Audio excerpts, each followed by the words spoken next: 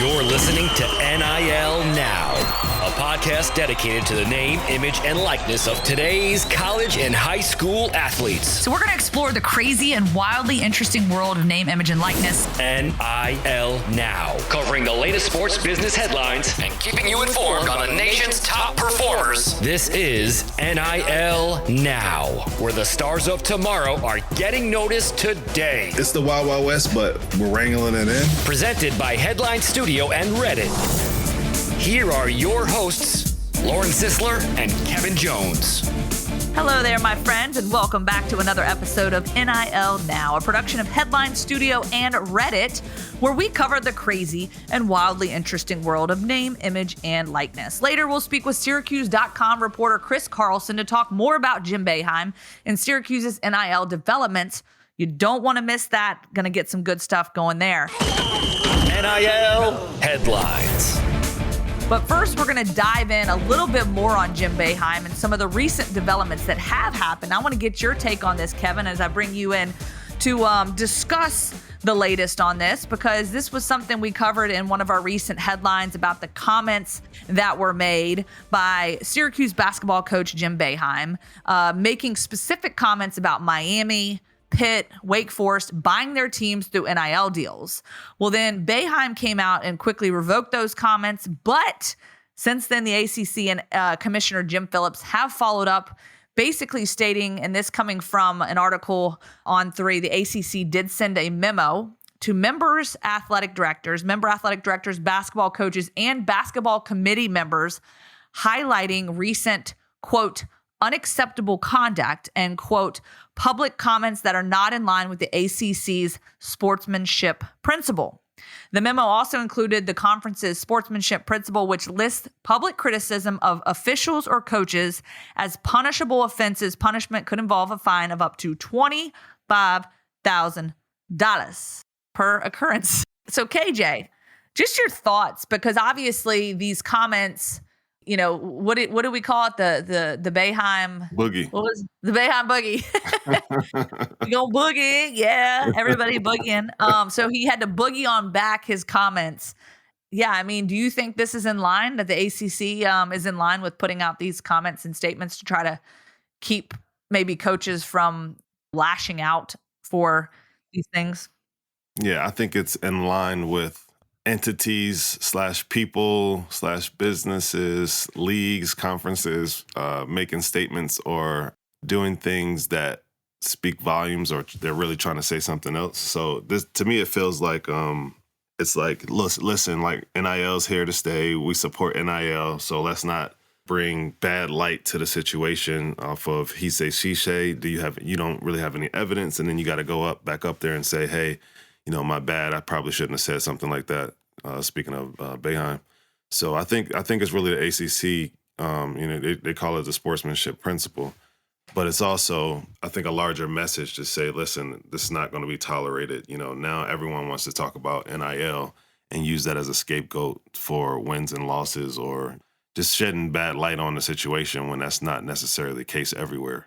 So I think they say 25,000 per occurrence. Yeah, people should just not be out here trying to publicly shame someone for their NIL deals just because they may not be doing the same thing. So I'm behind the ACC with this. I think, you know, the bad mouthing, talking about officials and all those things, it always comes off like the wrong way. Like you're whining about something or creating an excuse for like a mishap or something like that. So, you know, I'm behind the ACC with this. Yeah, and I think you make a good point, because we've seen this before, and not the NIL space, right? Where, you know, coaches and players, and, you know, you're basically expected to conduct yourself in a certain way, and comments that can obviously be damning to other, you know, programs.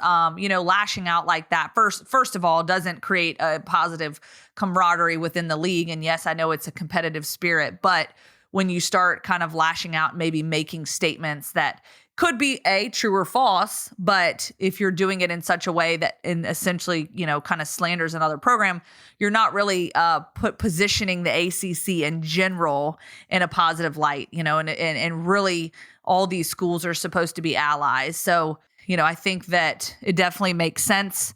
The idea behind this too is to kind of reiterate and maybe keep these coaches from saying things and asking for forgiveness later, that this is like, hey, we're not going to tolerate this. We really need to do something about this. Because I imagine, you could get that fine. That would be the initial punishment. But if it continues to happen, I would imagine there would probably be further reprimand, that would be instituted by the ACC.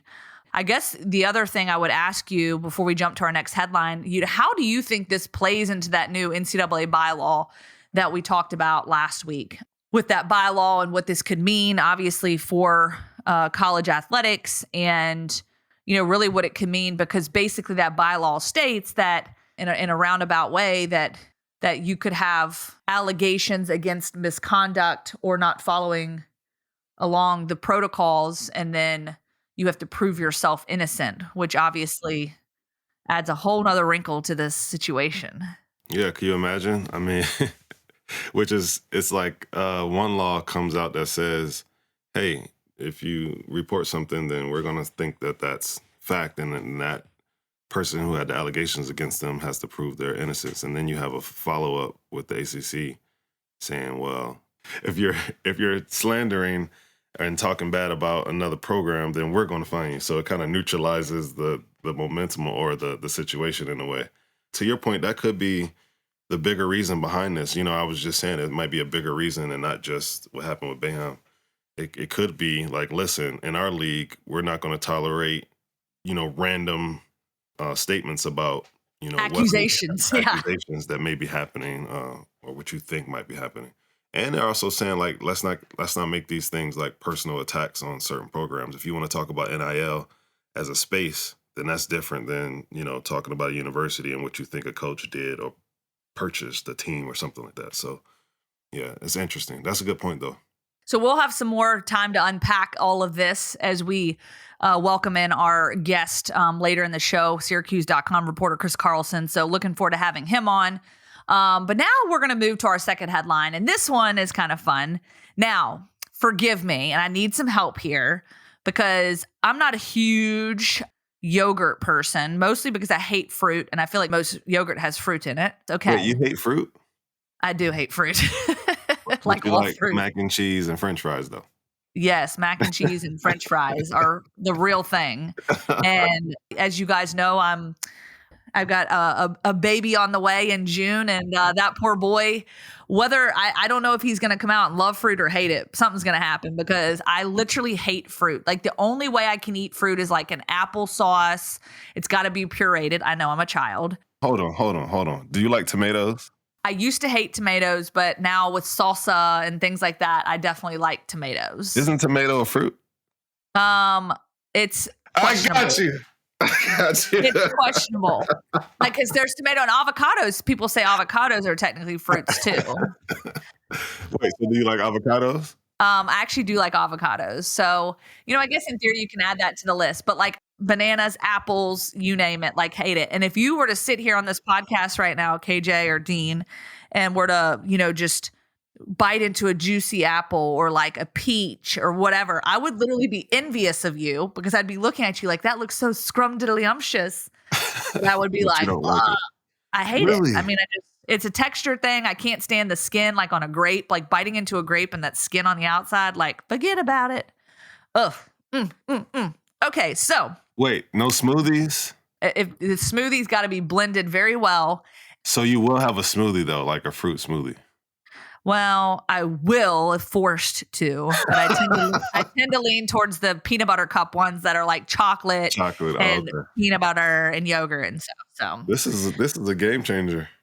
So, okay, so we're going to get to the real task at hand, y'all. Anybody else out there that hates fruit, you can be an ally with me. Raise your hand. Okay, so this is a fun commercial. We love the Super Bowl. Obviously, if you guys didn't see it, obviously commercials, we always have to say, what are your favorite commercials that happen? Well, this commercial particularly, funny commercial. I enjoyed it. Deion Sanders' son, and it's Shedeur and Shilo. They star in this Oikos Super Bowl commercial, and that's yogurt, my friend. So if you go watch this commercial, it's really fun to kind of see, like, they're in the backyard. They're basically, Deion Sanders is talking about being the best in the family, the best athlete, whatever. And then, like, at the end of the commercial, it's funny because, like, the grandpa comes and, like, and I think it's obviously Deion Sanders dressed up like a grandpa, but the grandpa comes and, like, slices the table in half, and everybody's like, what?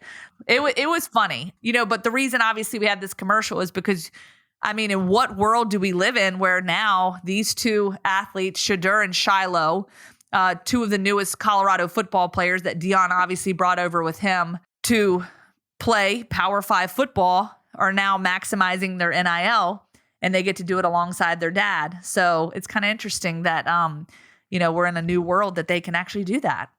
Yeah, it was cool, man. I thought the commercial was funny, coy. The daughter was in there too. I think you might have said that. Yep, the daughter, and I guess maybe his mom. His mom, and I think also his sister. So yeah, it's cool. It's a whole family affair. It reminds me of like the Campbell soup commercials where they used to always have the moms and the dads in the soup commercials. But yeah, it's cool to see them all kind of being at Colorado and getting deals like this. And then also, I mean, it's big to go from that, just your not run of the mill, but smaller deal, to having a Super Bowl commercial. It's like the epitome of commercials. Of ads. So I have no idea what they got from it, but man, you talk about exposure and opportunity. It's cool for the NIL space. You were asking me earlier about the Super Bowl commercials. The one that I do remember that I liked was the one with the dog, where it was like pulling on everyone's heartstrings. I felt like stop. That one was like everybody was just like. Did you cry? I didn't cry? But I was like, wow, that's a power. Like it just was emotional, Kevin, I will tell you. So of course, when you go to Super Bowl parties, a lot of times you miss half the good stuff, right? Well, I'd miss that commercial in real time. And I go to the gym the next morning, like I do, and we're all sitting there. Oh, Super Bowl, talk about this favorite commercial, blah blah blah. And someone said, "Well, Lauren, did you see the Farmer's Dog commercial? That must have hit home for you. Being pregnant and obviously having a yellow lab. I mean, that's like that had to, you had to have cried during that one." And I said, "I didn't see it. I literally at the gym went straight to my cell phone, pulled it up, and it was the most ugly cry you've ever seen for about 15 minutes. And I swear to you, I could not stop crying. And then I went back in the gym and my trainer's like, oh, well, this day's done. Yeah. Lewis was like, this day's over. And then I'm making other people cry. Like these other men, grown men in the gym were crying because I'm sitting here crying, and they knew exactly the commercial. And so we literally were just having a cry fest over this commercial. And then I come home to my sweet puppy, my sweet Maggie over here, my yellow lab, and I look at her and I just start crying again. Yeah, it shows how much animals or pets or dogs mean to their owners, their family members, right? So it's kind of, yeah. To me, the kind of underlying theme is that, of course, they're playing that song, I'll Love You Forever, or whatever. Y'all, I'm going to start crying if I talk about it. A moment. Oh, I'm crying right now. It talks about just like life and, y'all, this is not good. It talks about life and, life happens so fast, Human life is a little bit longer, but then the dog's life is sped up fast. Like that experience is kind of, real fast. Yeah. So anybody who has pets and dogs, they understand that at a deeper level. So sorry, I didn't mean to, I forgot about that one. I was like, wait, no, I do have one. Yeah. The dog. Yeah, that was a good one. Well, I am with you on that one. That was definitely my favorite commercial. All right, now I got to take a deep breath. I'm going to go in mute mode for just a moment, and then we're going to get our good friend Bobak on. NIL headlines. Okay, it has now come to that point in our show where we bring in our good friend, Mr. Bobak. Bobak Kyrie, great to have you on, as always. And we got a little stuff to unpack today. And I, my friend, with this first headline, I'm struggling quite a bit to wrap my mind around what all this means. So I'm going to get you to do some unpacking today. So here's the deal. Florida's NIL bill takes another step forward, passing unanimously through the House of Representatives. And what this bill says, Florida House Bill 7B, which would repeal the Intercollegiate Athlete Compensation and Rights Act and now allow coaches and athletic department staff to assist in the facilitation of NIL deals, cleared the state Senate on a 34-0 vote on Friday. And then, of course, the next step for that bill would be that the governor of Florida, Ron DeSantis, would either sign the bill into legislation or he would veto it.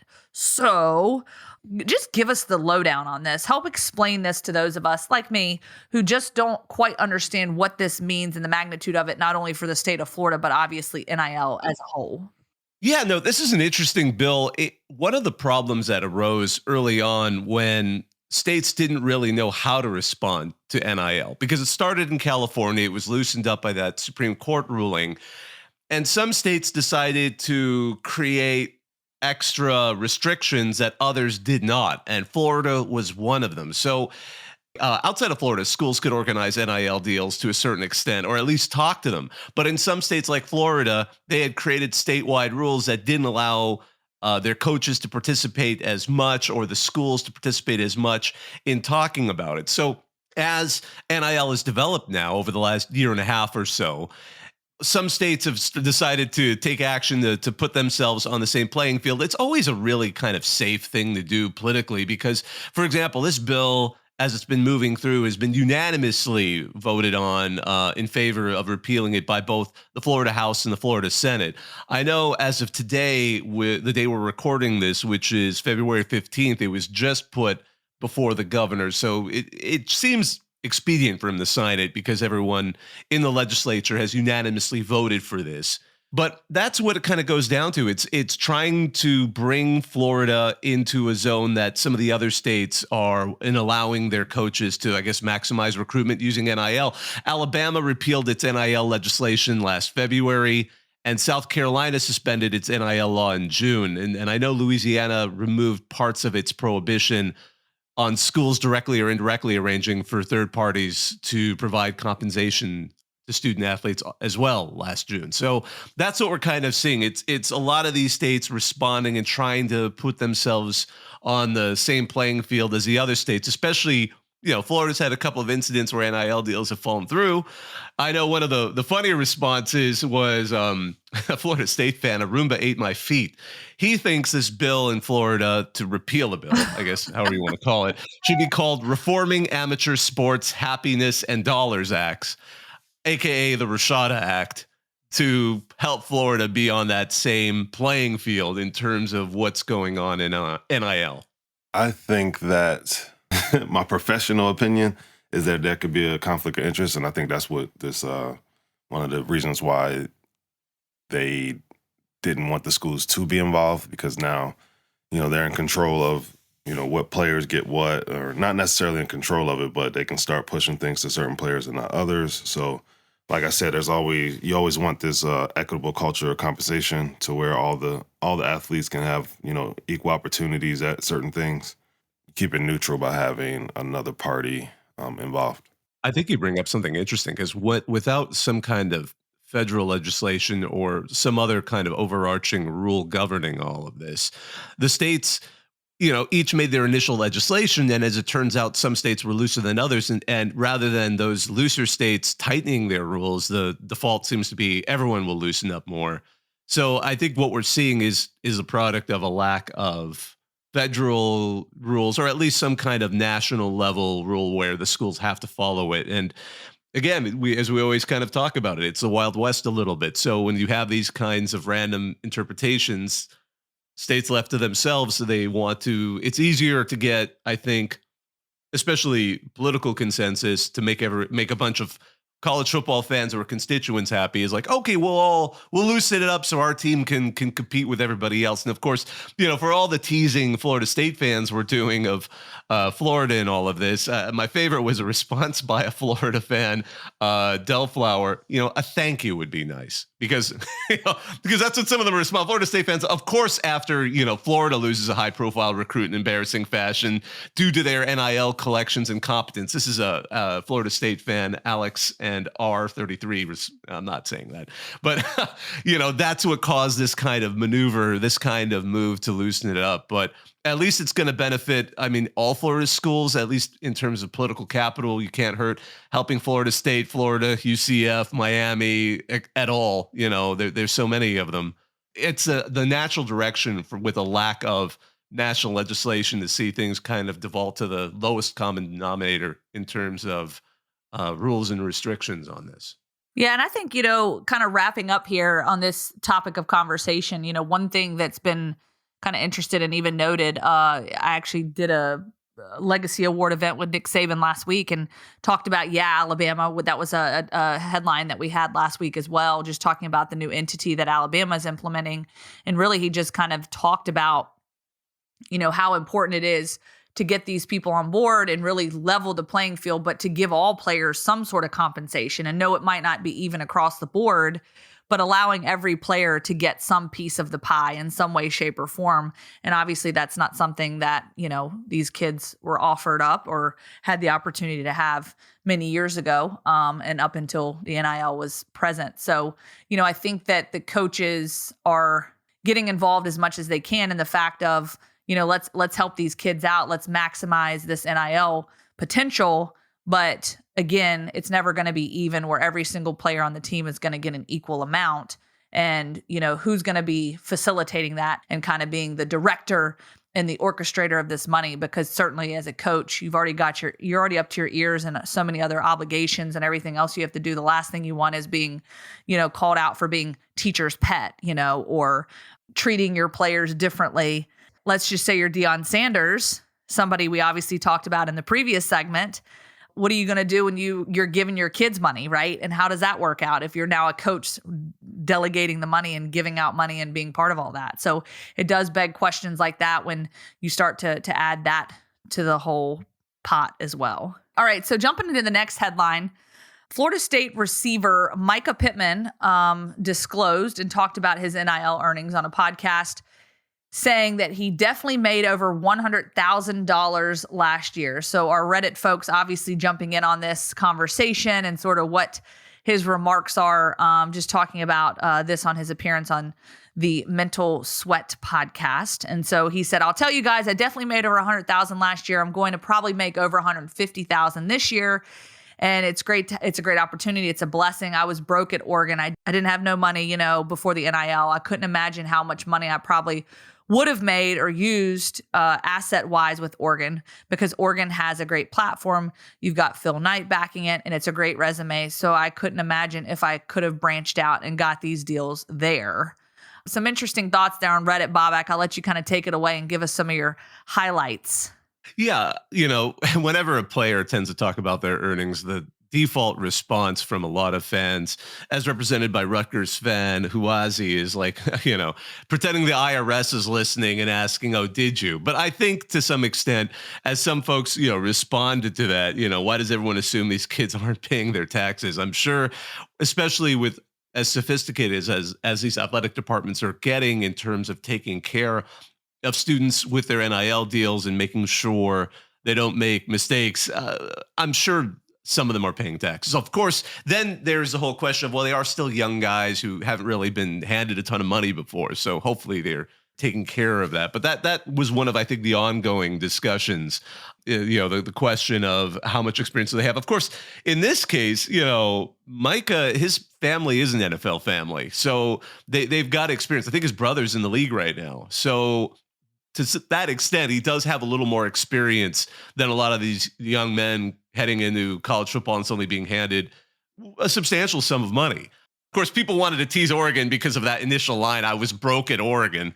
And but then as the Oregon, a Florida State fan put it best, Oregon is poor, confirmed. There's no need to read any further sentences in that paragraph, which you, of course, read, Lauren, because, one of the things people observed specifically about Pittman in this situation is he's actually, oh my gosh, I was about to sound like an old person. He was a go-getter. He actually went out there and really brought a lot of these deals in for him. Like, he has a YouTube channel with like 75,000 followers. He hasn't been as passive in all of this. He's been going out there and making deals and building his brand and making himself an attractive player for these deals to occur. So I think that to an extent is one of the things that I was probably the bigger takeaway for me is he's a good model of what a player can do if they put their mind to it and actually take advantage. In this case, probably the sophistication of coming from a family that is already involved in the NFL and in the league, to also, the natural gifts he may have in terms of marketing himself. I think it's another funny situation here. I know that some contracts out there don't allow athletes to kind of talk about the money that they're getting because it can cause all types of issues, amongst the team, just like we saw this past season with the University of Tennessee. I don't know how I feel about him publicly talking about the exact amount that he's making, because it's not really I don't think from the side of who's paying him, I don't know if they want that information out there. So I think that, the businesses, collectives, whoever, need to have conversations with these athletes about, publicly divulging the numbers. It's also weird to say that him saying that he didn't really, get anything at Oregon. I was like, that's interesting.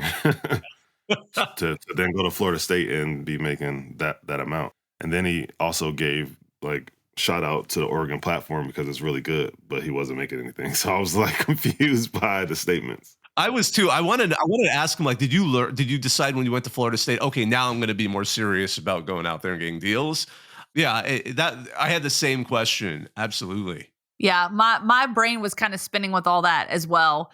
And, when you read through the article, he continues to talk about, sometimes, I go out and get a deal. I've signed deals for over 25,000, just one deal, and it's simple things. And then, like a tweet or something like that. And then he has to go out and do more legwork for $20,000 or $25,000 sometimes. So he's kind of disclosing all that information, which I think is interesting, because I would be curious, like you said, how much of these entities really want that information out there. I met a guy who is a popular TikToker that literally said that he made $30,000 for one 30-second bit of him standing in front of a mirror, dancing and eating a Chipotle burrito.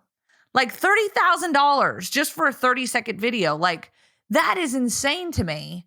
And again, I don't know if these entities want that information out there. I would be curious to know, but it's out there. And I guess, I kind of let the cat out of the bag just now. So. Yeah, no, the influencer thing is really interesting. And that's what some of these players are kind of becoming analogous to. And I think that's when people were talking about it, some fans were like, oh, gosh, here I am driving to my job and reading this. And it kind of made them feel bad. But at the same time, a lot of other fans I kind of prefer this guy getting this kind of money than finding out some 9-year-old who unboxes toys on YouTube. Yes, I saw that. And, so it is kind of pick your poison, because influencer culture is just here. I mean, love it or hate it, it's not going away.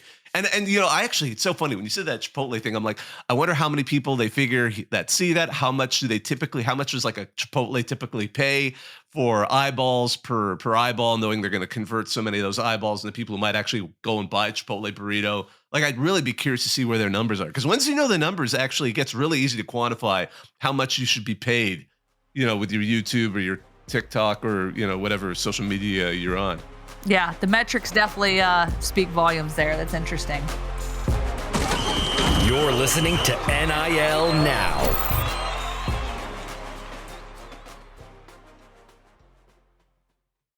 Alrighty, and now for our third and final segment as we welcome in Chris Carlson from Syracuse.com. Chris, so great to have you on the show. Lots to unpack today. Yeah, it's been an interesting couple weeks up here in Syracuse. That's for sure.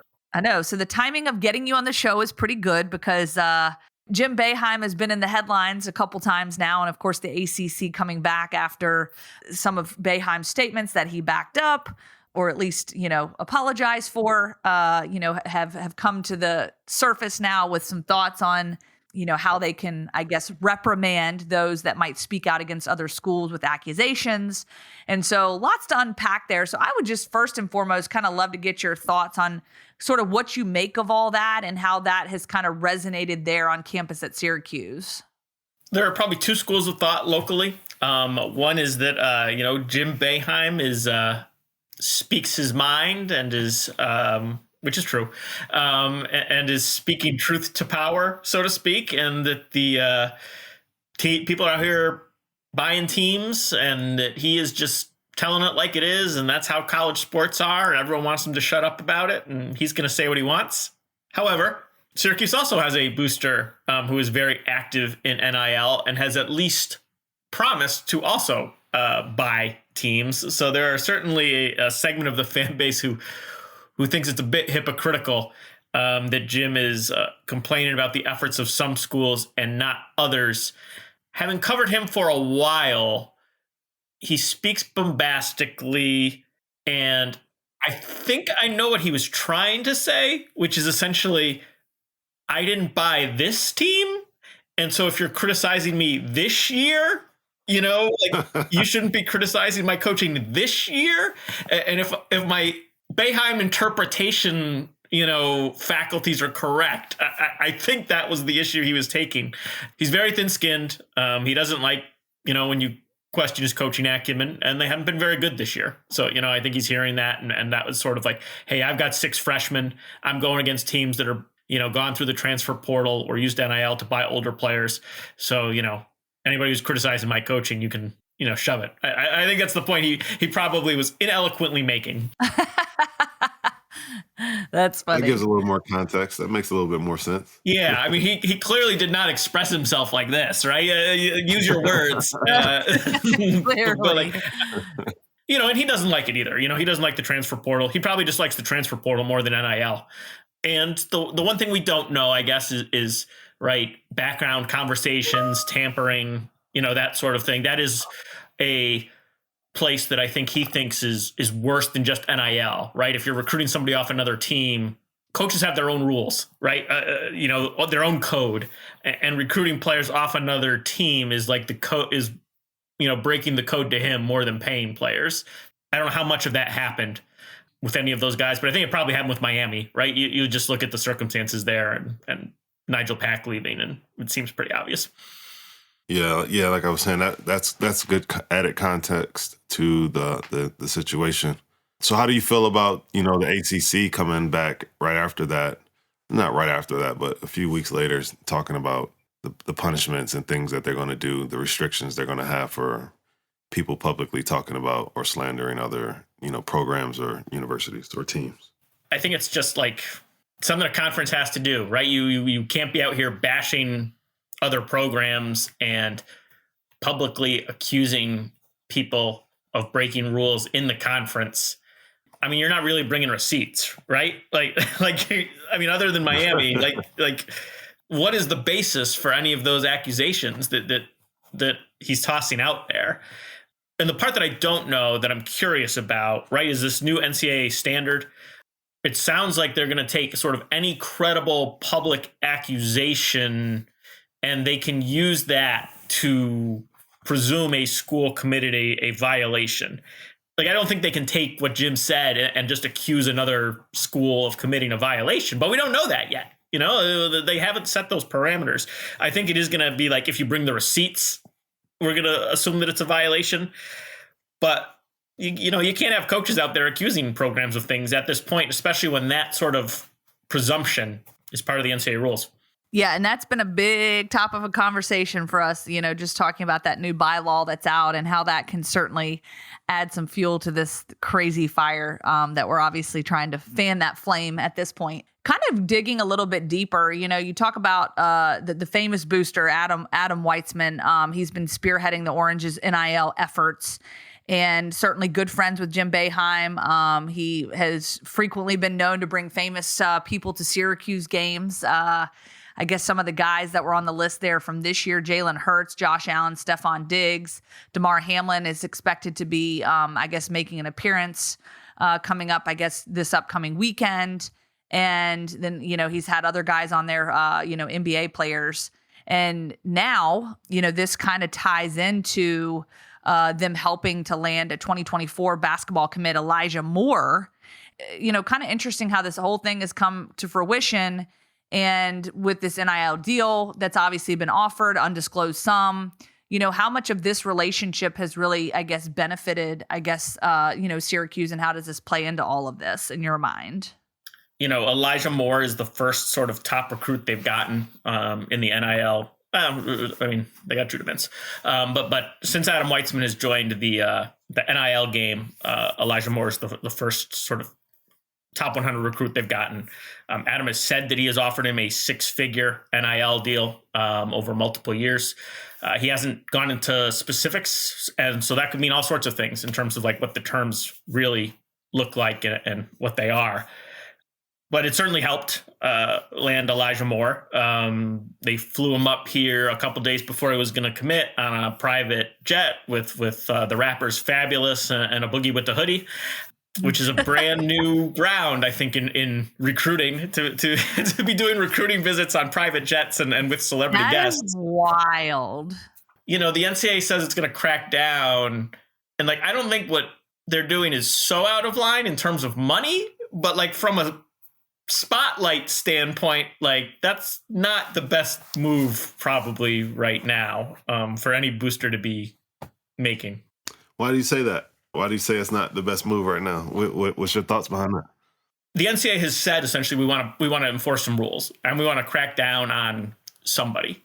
And like, you know, who are they going to crack down on? Like probably the people that make it easy, right? Right.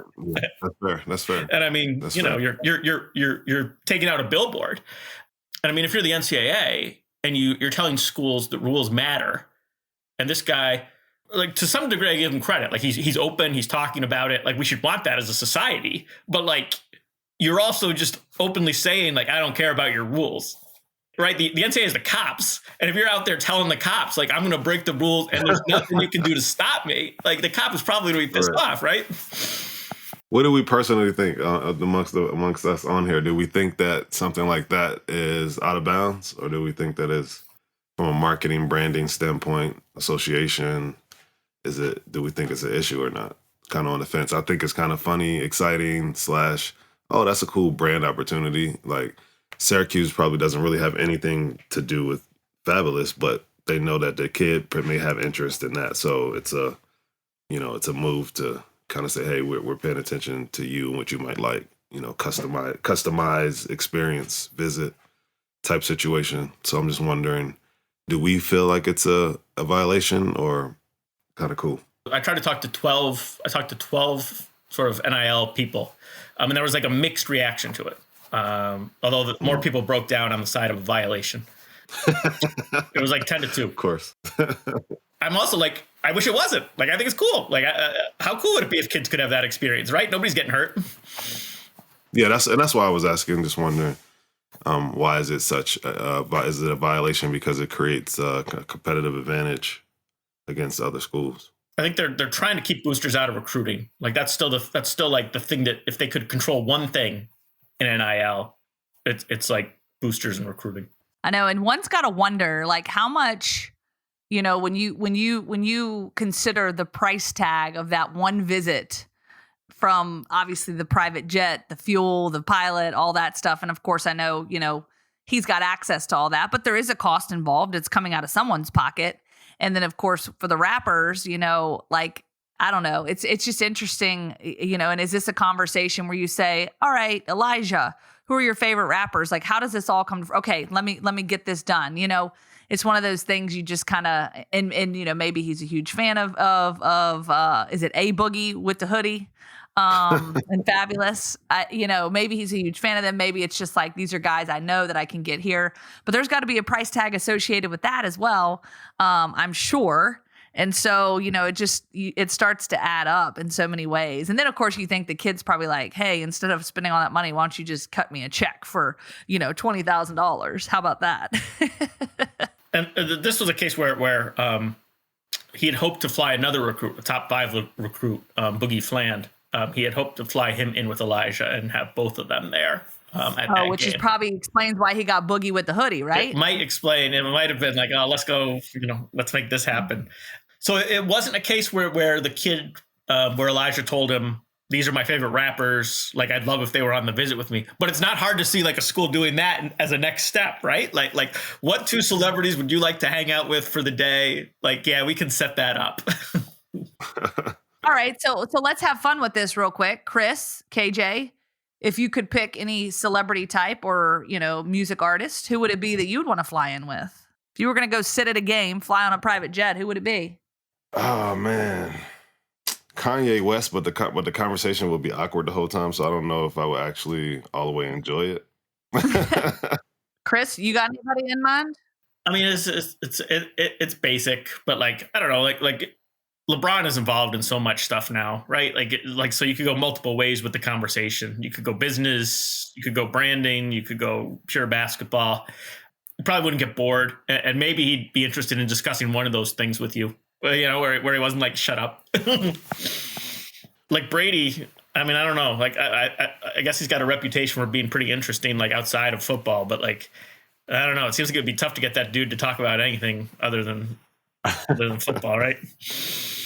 Yeah, he'd be interesting. I'd have to go, of course, me, the gymnastics route, because I would have a lot of intrigue and sitting down and having just a casual conversation with Simone Biles and, obviously the GOAT of gymnastics and just what she's been able to achieve and accomplish. And then, of course, Suni Lee at Auburn, which ironically is just up the road from me. And I've yet to make it to an Auburn meet. I was supposed to go to the Alabama-Auburn meet a couple weeks ago and unfortunately wasn't able to go. But I think she would be someone that I would just love to sit with and visit with and just learn a lot from, just her life experiences. And it's pretty cool. Not Olivia Dunne? Olivia Dunne? I'd like to sit and talk with her and ask her a lot of questions too. Cause I'd love to pick her brain and just see how she is handling all of this. It's a different world we live in, my friends. Different world. She'd be the one to talk NIL with.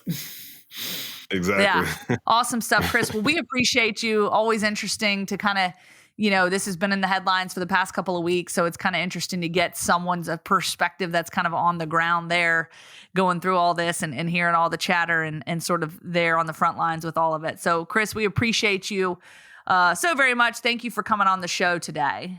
Of course. Anytime, guys.